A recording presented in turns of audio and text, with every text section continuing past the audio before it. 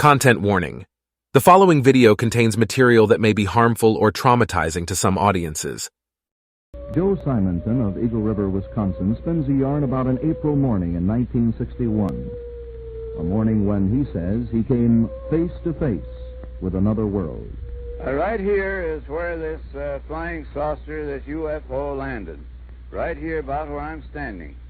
And it was a big, huge thing, and I wondered what the heck it was. I was in my kitchen having a bite of lunch, and I turned around, put the dishes in the sink, and I looked out the window, and that's when I first saw this thing coming straight down, just like an elevator.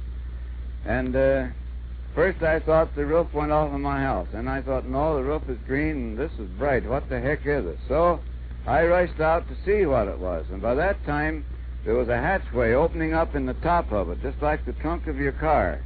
And in there stood a little man, I say a little man, about 5 foot tall, holding up a jug or a container, and he motioned he wanted to drink. He motioned for water. So I walked up to him to get this jug, and I looked at his eyes, and they were so penetrating that I had to look away. So I went to the basement to get this water, and I thought, well, they want water, so I'll take it up to them and see what happens.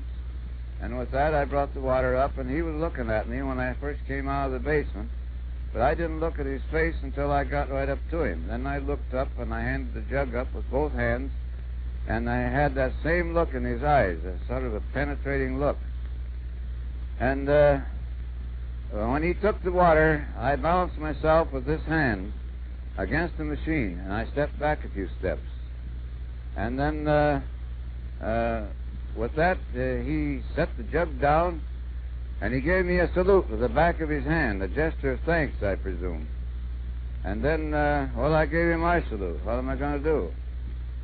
So I noticed this little man, same size of a man, right to the right side of the hatchway, cooking these pancakes, which I have one here yet. He was frying these pancakes, and I pointed to him and made a gesture like eating. I thought maybe I'd get a conversation out of him. Nobody was saying anything. But he didn't say a word. He just reached over and he got a handful of them, 4 of them, and he handed them down to me, and they were hot and greasy. And this man cooking these pancakes, it was on a square grill-like concern. I couldn't see any flame, but it seemed to be very hot. There was smoke coming from it. And if that was their food, God help them, because I took a bite of one of them, and it tasted like a piece of cardboard.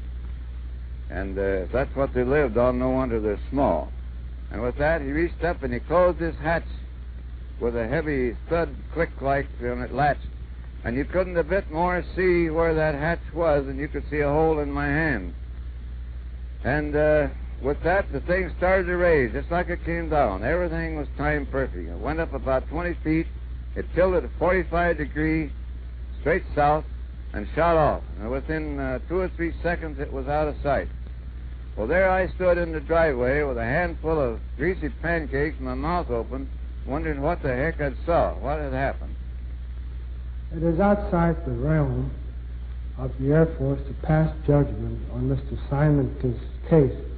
However, the pancakes that he turned over to the Air Force were turned over to the Food and Drug people, and they were analyzed as pure buckwheat pancakes. Like and subscribe and check out all other videos on my channel.